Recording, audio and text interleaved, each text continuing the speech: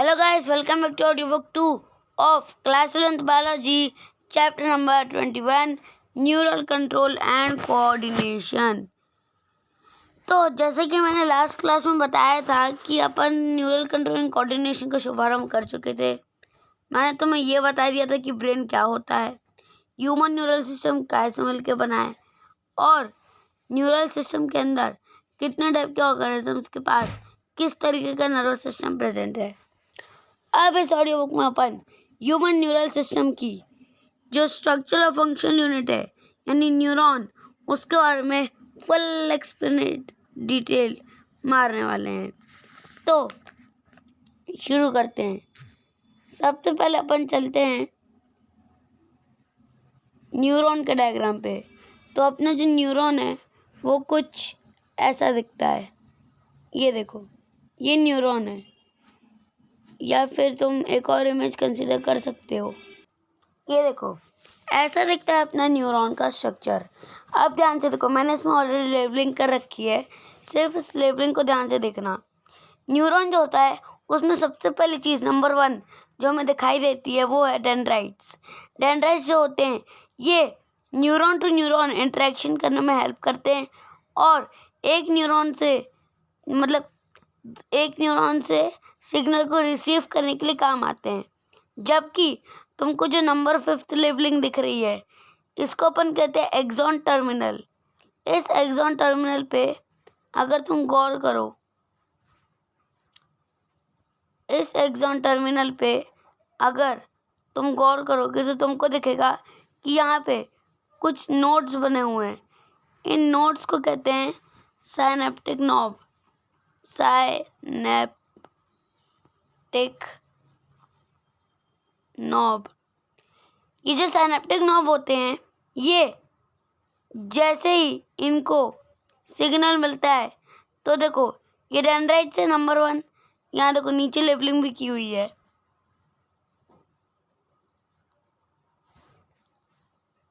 ये देखो, ये डेंड्राइट्स हैं। ये जो डेंड्राइट्स होते हैं ये दूसरे न्यूरॉन से, मान लो ये न्यूरॉन नंबर 2 है तो ये दूसरे न्यूरॉन से सिग्नल को रिसीव करने का काम करते हैं। क्या करते हैं? सिग्नल को रिसीव करने का काम करते हैं। और फिर सिग्नल रिसीव करने के बाद ये जो सिग्नल है ये न्यूरॉन के सेकंड पार्ट, जो कि यहाँ पे सोमा दिया है बट यहाँ अंदर होता है नीसल्स ग्रैन्यूल।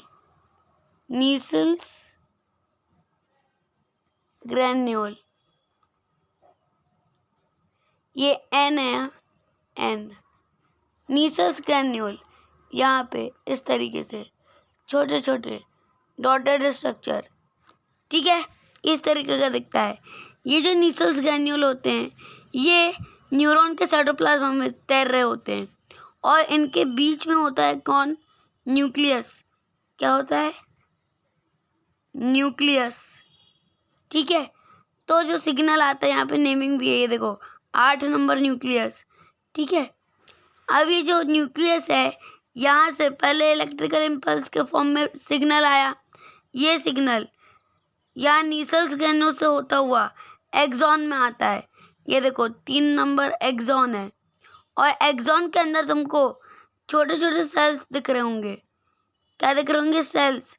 ये देखो 6th नंबर पे दिख रहा है, ये 6 नंबर। ये छोटे छोटे सेल्स क्या हैं? ये श्वान सेल हैं जो एक्सॉन के अंदर पाए जाते हैं। लेकिन ज़रूरी नहीं है ये सारे के सारे एक्सॉन में पाए जाएं। कुछ एक्सॉन में ये एब्सेंट भी होते हैं। मान लो यहाँ नहीं है, ठीक है। 7वें नंबर को देखो, ये है माइलिन शीट। माइलिन शीट जो होती है एक्सॉन के ऊपर की कवरिंग होती है। ये क्या होती है? एक्सॉन के ऊपर की कवरिंग होती है। उसके बाद ये जो 4th नंबर है, जो यहाँ पे 4th नंबर दिखाई दे रहा है, इसको कहते हैं नोड्स ऑफ रेनवीर। क्या कहते हैं? Nodes of Ranvier. एक्चुअल में नोड्स ऑफ रेनवीर क्या होते हैं? नोड्स ऑफ रेनवीर 2 एक्सॉन के बीच के स्पेस को कहते हैं। क्या कहते हैं? दो एक्सॉन के बीच के स्पेस को कहते हैं नोड्स ऑफ रेनवीर। ये लिखा है नोड ऑफ रेनवीर, ठीक है। फिर आओ फिफ्थ नंबर पे। फिफ्थ नंबर है एक्सॉन टर्मिनल, यानी कि जब मैसेज ब्रेन में आता है, जैसे तुमको किसी ने चाटा मारा गाल पे, ठीक है। बेस्ट एग्जांपल, तुमको किसी ने गाल पे चाटा मारा, जैसे ही चाटा मारा तो ब्रेन के इस न्यूरॉन में ये मैसेज आ गया डेंड्राइट से। मान लो ये न्यूरॉन नंबर 1 है, ठीक है, न्यूरॉन नंबर 1 है। अब इसके पास मैसेज आया, तो अब ये मैसेज पूरे ब्रेन में कैसे ट्रांसफ़र होता है, तो देखो ध्यान से, इस तरीके से होता है। जो न्यूरॉन होता है उसके डेंड्राइट से होते हुए मैसेज एक्सॉन से होता हुआ, जो एक्सॉन टर्मिनल वहाँ जाके रुकता है। एक्सॉन टर्मिनल पे जैसे ही ये मैसेज पहुँचता है, जो साइनेप्टिक नॉब्स एक्सॉन के टर्मिनल पे प्रेजेंट थे, ये जुड़े हुए रहते हैं दूसरे न्यूरॉन के डेंड्राइट से। और जो न्यूरॉन का अरेंजमेंट है वो भी ऐसा ही रहता है, एक न्यूरॉन के एंड पॉइंट पे दूसरे न्यूरॉन के डेंड्राइट स्टार्ट होते हैं। ये दिखाई दे रहे हैं, ठीक है। तो जैसे ही मैसेज आया, इस न्यूरॉन से मैसेज ट्रांसफ़र हुआ इलेक्ट्रिकल इम्पल्स में। जब तक न्यूरॉन के अंदर ट्रांसफ़र हो रहा था, ये इलेक्ट्रिकल इम्पल्स में ट्रांसफ़र हो रहा था, इलेक्ट्रिकल। जैसे ही ये देखो ध्यान से, अगर तुम ध्यान से देखोगे तो ये जो दो न्यूरॉन्स हैं, यानी कि एक न्यूरॉन का सिनेप्टिक नॉब और दूसरे का डेंड्राइट, उसके बीच में स्पेस है। या ये देखो, यहाँ पे देखो स्पेस है। ये स्पेस क्या है? इस स्पेस को कहते हैं प्री साइनेप्टिक मेम्ब्रेन। क्या कहते हैं? Pre synaptic membrane. ये देखो pre synaptic membrane. Pre synaptic membrane जो होती है वो न्यूरॉन के एंड पार्ट को कहते हैं, यानी कि जहाँ पे अपना न्यूरॉन का साइनैप्स है। ये दिख रहा है, ये जो साइनैप्स तुमको दिख रहा है, ये सर्कुलर वाला, ये है प्री साइनेप्टिक मेम्ब्रेन। और जो दूसरे न्यूरॉन का डेंड्राइट वाला स्टार्टिंग पोर्शन है, जो पहले न्यूरॉन के साइनेप्टिक नॉब के कांटेक्ट में है, उसको कहते हैं पोस्ट साइनेप्टिक मेम्ब्रेन। ये क्या है? Post synaptic membrane. जबकि ये क्या है? प्री साइनेप्टिक मेम्ब्रेन, ठीक है। और इन दोनों के बीच की स्पेस को, इन दोनों के बीच की स्पेस को क्या कहते हैं? Synaptic cleft. ये देखो, ये थी pre synaptic membrane, pre synaptic membrane. ये क्या थी? पहले न्यूरॉन के साइनेप्टिक नॉब। ये दूसरे न्यूरॉन का क्या है? ये दूसरे न्यूरॉन का डेंड्राइट है, जिसको पोस्ट साइनेप्टिक मेम्ब्रेन कहेंगे, पोस्ट साइनेप्टिक मेम्ब्रेन। अब जब अपना सिग्नल ट्रैवल होगा तो पहले ये इलेक्ट्रिकल फॉर्म में ट्रैवल हो रहा है, जब तक ये न्यूरॉन में ये इलेक्ट्रिकल फॉर्म में ट्रैवल हो रहा है।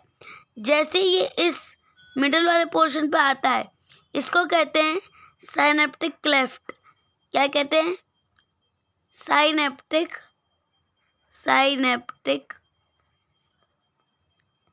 क्लेफ्ट। यहाँ पे बहुत सारे न्यूरोट्रांसमीटर्स पाए जाते हैं। ये देखो, दिखाई दे रहे हैं, ये छोटे छोटे, ये न्यूरोट्रांसमीटर्स होते हैं, जिनमें जो कि बेसिकली पोटेशियम, कैल्शियम, सोडियम, इनसे मिलकर बने हुए रहते हैं। तो जैसे ही पहले न्यूरॉन के साइनेप्टिक नॉब पे मैसेज आता है, यानी कि प्री साइनेप्टिक मेम्ब्रेन पे, ये इलेक्ट्रिकल फॉर्म में होता है, इलेक्ट्रिकल फॉर्म में होता है।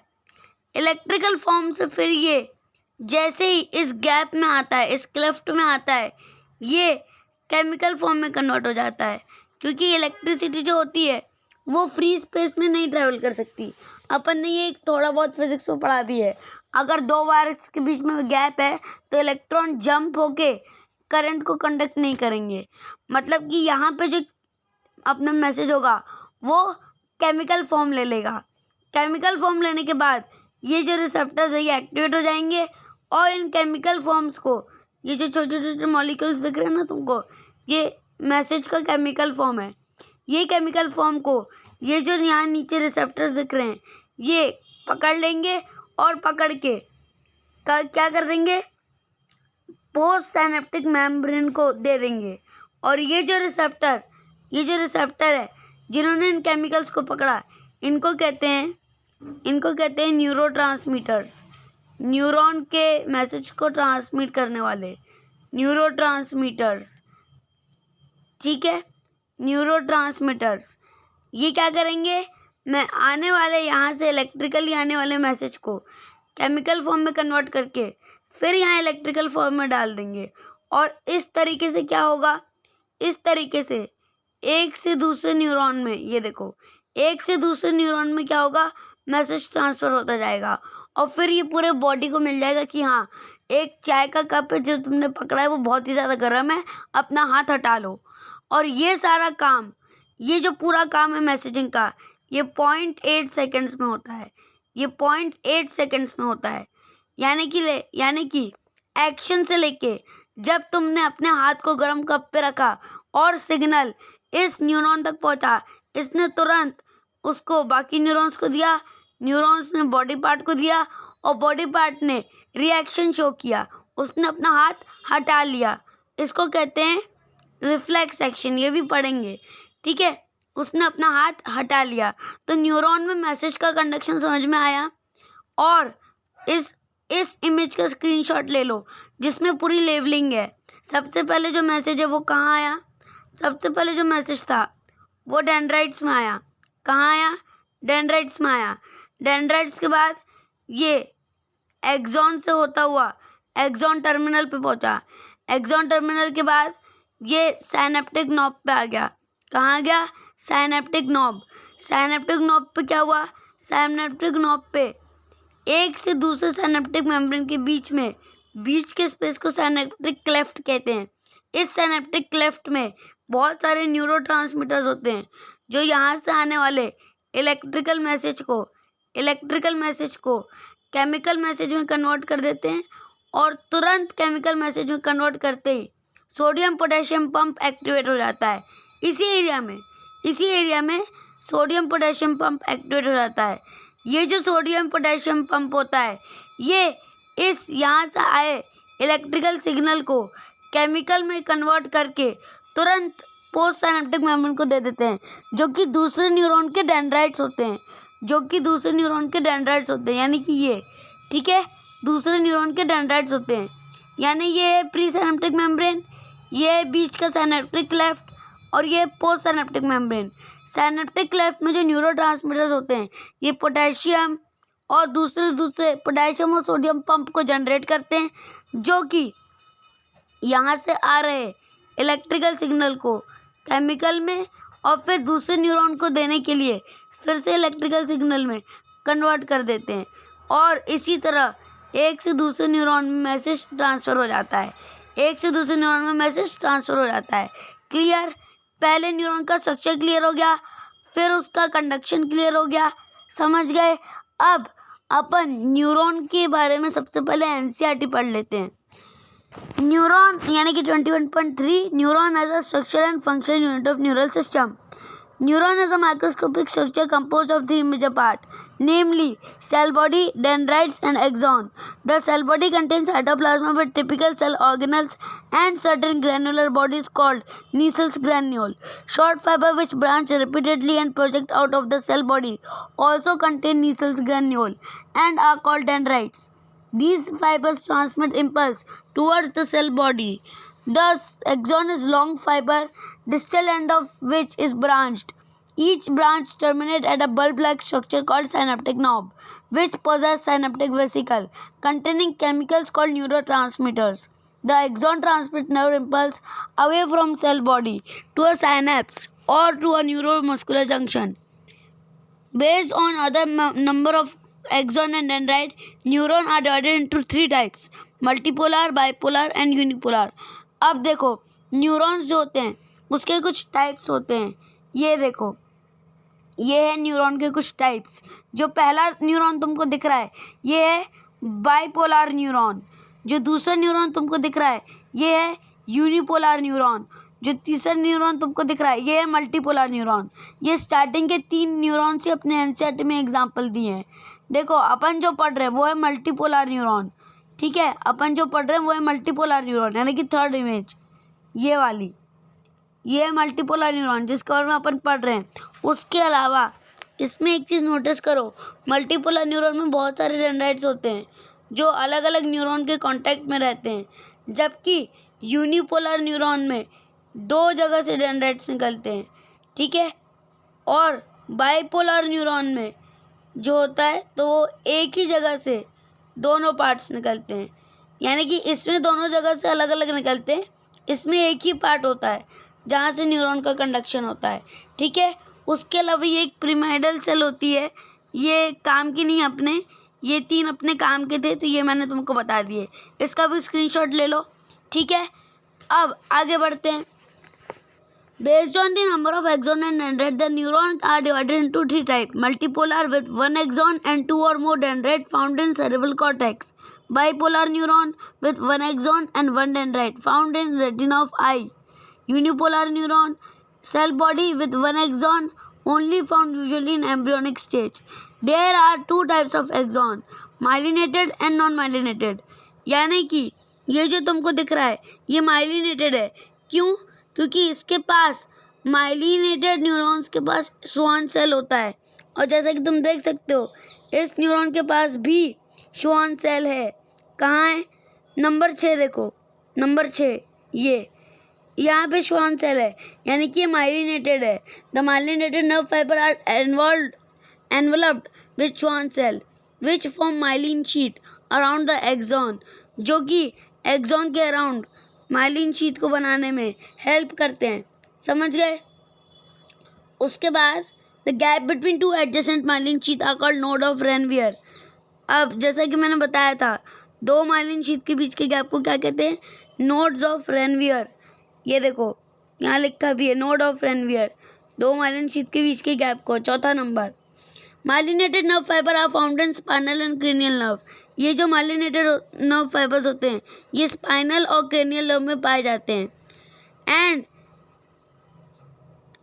unmyelinated nerve fiber is enclosed by Schwann cell that does not form myelin sheet around the axon and is commonly found in autonomous and somatic neural system। और ये autonomous और somatic neural system में पाए जाते हैं। अब बात करते हैं generation and conduction of nerve impulse की। मैं इसी में ये क्लियर करना चाहता हूँ ताकि तुमको क्लियर हो जाए कि कंडक्शन के लिए सोडियम पोटेशियम पंप क्या होता है। Neuron are excitable cells because the membrane are in a polarise state. Neuron जो होती है एक्साइटेबल सेल्स होती है क्योंकि इनकी मेम्ब्रेन पोलराइज स्टेट में होती है। Different type of ion channel are present on the neural membrane. Different type के आयन चैनल्स न्यूरल मेम्ब्रेन पे पाए जाते हैं। इसके लिए मैं एक और इमेज दिखाना चाहता हूँ।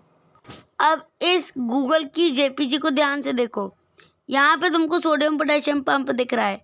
जब भी अपने न्यूरॉन रेस्ट पोजीशन में होते हैं ये सोडियम पोटेशियम पंप बंद रहता है, यानी कि ये इस स्टेज में रहता है जो भी तुमको दिखाई दे रही है, ठीक है, इस स्टेज में पाया जाता है। लेकिन जब अपने न्यूरॉन के पास कोई सिग्नल आता है तो जो अपना न्यूरॉन है उसमें से, अब देखो ये नॉर्मल रेस्ट पोजीशन पे जैसे कि मैसेज आया 3 सोडियम उस तरफ चले जाते हैं न्यूरॉन मेम्ब्रेन के और 2 पोटेशियम इस तरफ आ जाते हैं। यानी कि जब न्यूरॉन अपनी रेस्ट पोजीशन में रहता है तब उसकी कंडीशन ये रहती है, लेकिन जब वो एक्टिव हो जाता है, जब उसको मैसेज ट्रांसफ़र करना रहता है, ये सोडियम पोटेशियम पंप ऑन कर देता है, जिसके फलस्वरूप न्यूरॉन के कंडक्शन के लिए 3 सोडियम बाहर चले जाते हैं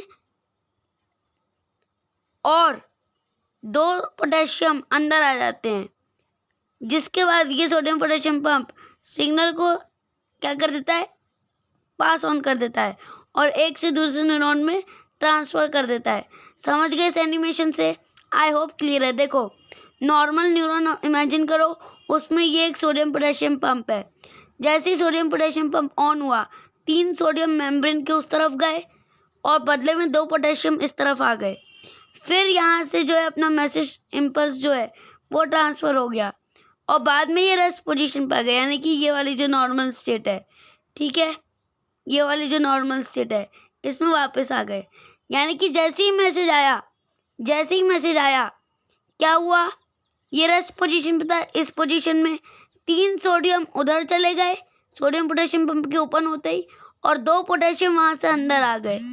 जैसे ही 2 पोटेशियम अंदर आए यहाँ से सिग्नल ट्रांसफ़र हो गया और फिर ये नॉर्मल रेस्ट स्टेट में आ गए। समझ गए? अब आगे बढ़ते हैं। तो तुमको सोडियम पोटेशियम पंप समझ में आया। अब अपन इसको पढ़ लेते हैं।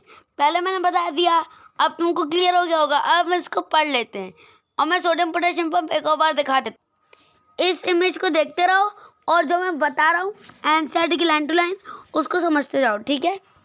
Neuron are excitable cells because the membrane are in a polarise state. शुरुआत से पढ़ रहा हूँ मैं, generation and conduction of nerve impulse. Do you know why membrane of a neuron is polarised? Different type of ion channel are present on neural membrane. These channel are selectively permeable to different ion. ठीक है? When a neuron is not conducting any impulse, that resting axonal membrane is comparatively more permeable to potassium ion. यानी कि ये जो normal state अभी दिखाएंगे, ये वाली इस स्टेट में, ये पर्टिकुलर स्टेट जब पोटेशियम यहाँ है और सोडियम यहाँ था, ये रेस्टिंग स्टेट कहलाती है। That resting, the axonal membrane is completely more permeable to potassium ion and nearly impermeable to sodium ion. Similarly, membrane is impermeable to negatively charged protein present in exoplasm. Consequently, exoplasm inside the axon contain high concentration of potassium and negatively charged protein and low concentration of sodium. In contrast, fluid outside the axon contain low concentration of potassium, a high concentration of sodium, and thus form concentration gradient.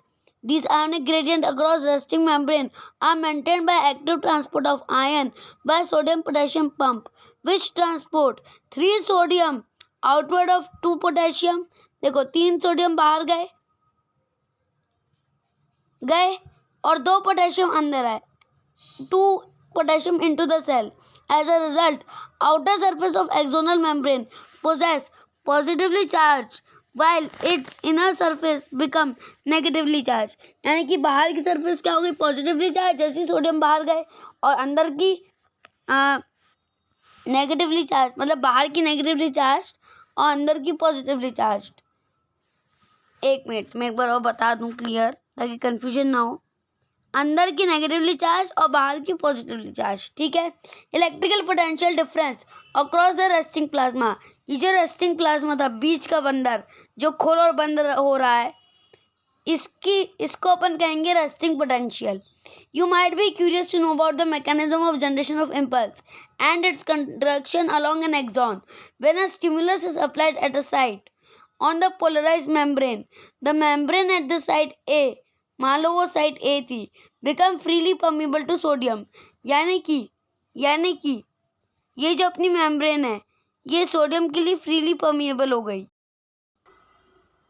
ये देखो, ये जो अपनी membrane थी ये, अब देखो ध्यान से, कहाँ थे अपन, रेस्टिंग पोटेंशियल के बाद इलेक्ट्रिकल इम्पल्स पे। मान लो ये साइट ए थी और ये साइट बी,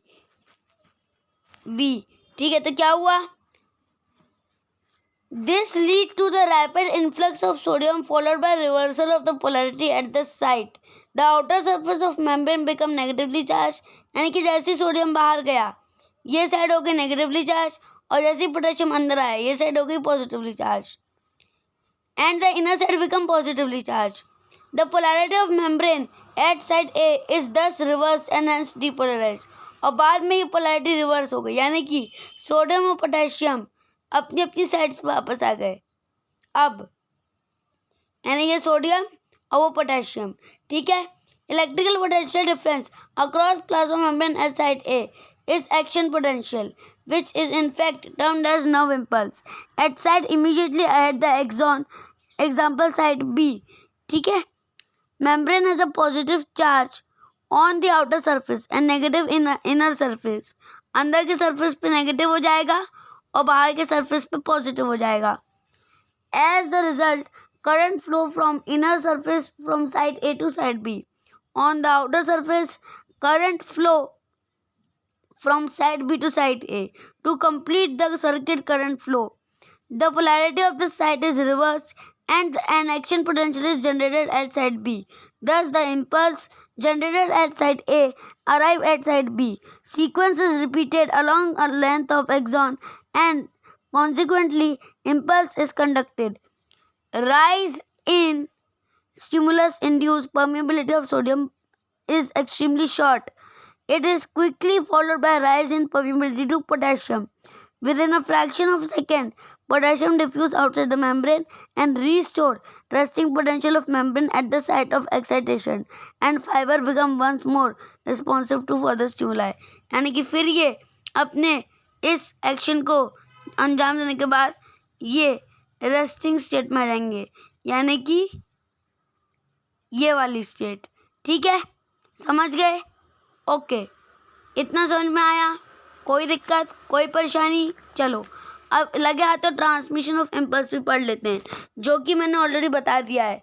जो मैं तुमको सिनेप्टिक मेम्ब्रेन वाला कंसेप्ट बताया था ना, वो. 1 मिनट.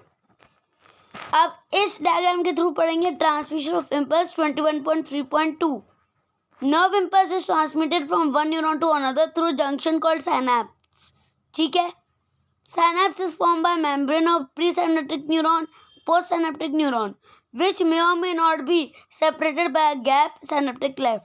अभी जो इनके बीच में गैप है ना, ये गैप, ये ज़रूरी नहीं है कि हर न्यूरॉन में ये गैप प्रेजेंट हो, या आपस में चिपके हुए भी रह सकते हैं ताकि इलेक्ट्रिकल और केमिकल ट्रांसफ़र हो जाए, जैसे कि ये.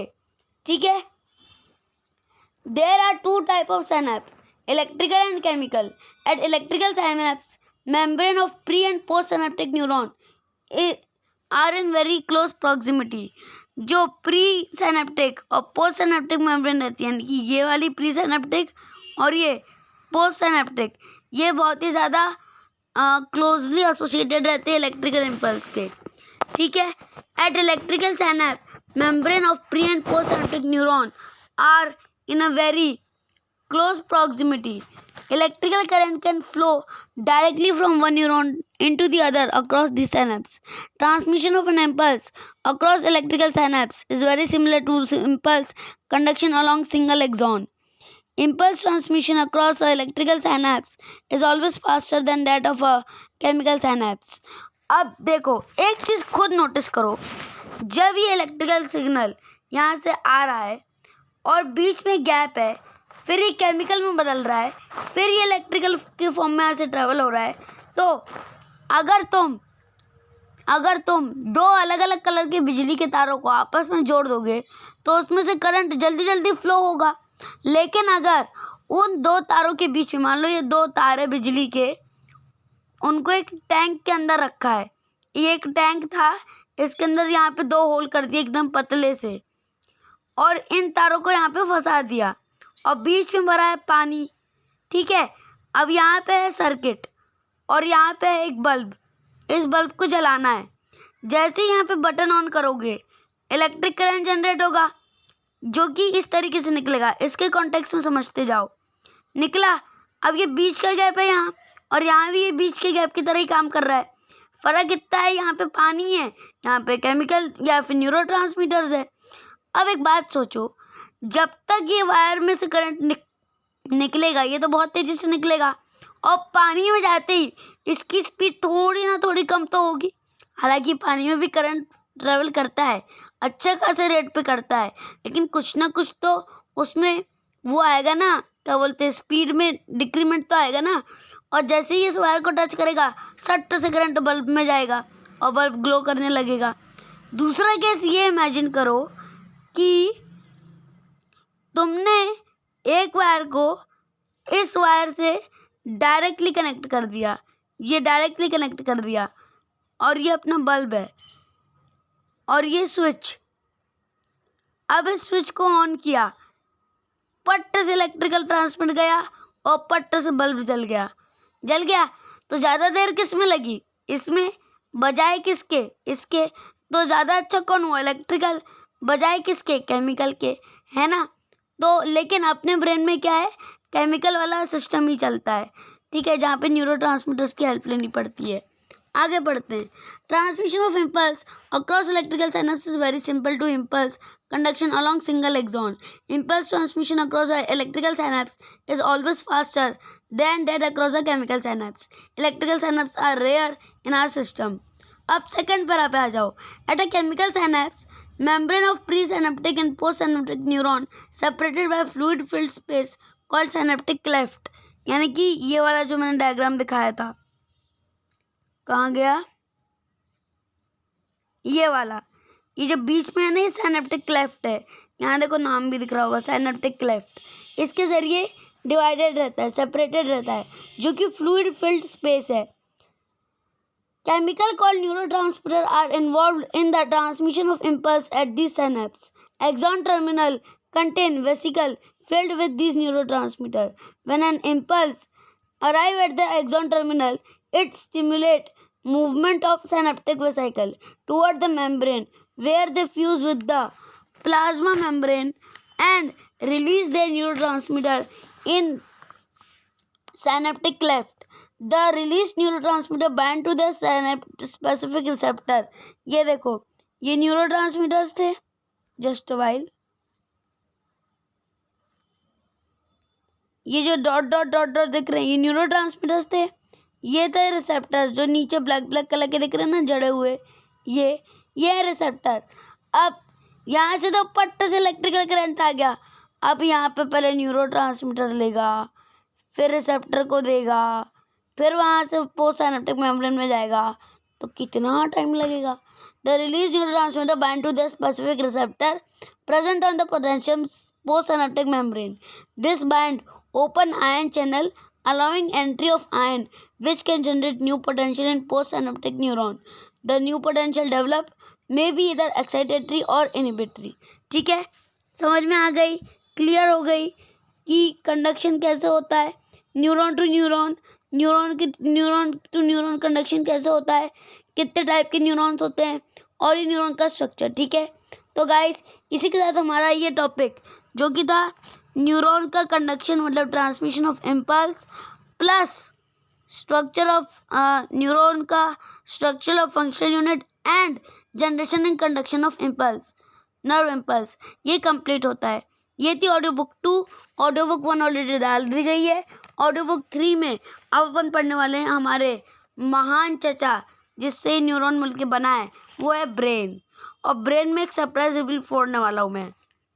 ठीक है, लेक्चर को रिलेटेड है, उसी लेक्चर को रिलेटेड एक सरप्राइज रिवील में फोड़ने वाला हूँ, तो उसके लिए रेडी रहना। जितने लोगों ने लोकोमोशन और मूवमेंट का स्केलेटल सिस्टम देखा होगा उनको पता होगा सरप्राइज रिवील क्या है। ठीक है, लेकिन जिन्होंने नहीं देखा वो देखना भी मत, अभी मत देखना, आराम से ऑडियो बुक कौन सी 3 लगाना और फिर देखना सरप्राइज रिवील। ठीक है, तो मिलते हैं ऑडियो बुक 3 में with new topic central neural system, जिसमें पूरा ब्रेन एकदम कंठस्थ तरीके से याद करने वाले हैं। ठीक है, और एक भी शंका तुम्हारे मन में नहीं रहेगी। ठीक है, तो ये थी ऑडियो बुक 2। मिलते हैं ऑडियो बुक 3 में with new topic that is central neural system. ये ऑडियो बुक अच्छी लगी हो तो लाइक कर देना, शेयर कर देना, सब्सक्राइब कर देना चैनल को, कमेंट करके बताना कैसी लगी। जैसा कि तुम्हें पता है मैंने 10 से लेकर 12 तक के साइंस के डिटेल वीडियो लेक्चर्स ऑलरेडी डाल दिए यूट्यूब पे, जो कि उनके नाम की प्लेलिस्ट में डल चुके हैं। और जैसा कि तुम्हें पता है विक्रमादित्य राव की प्लेलिस्ट में सारे वीडियोस मिलेंगे, screen recording, audio recording, video recording, shorts, सब कुछ।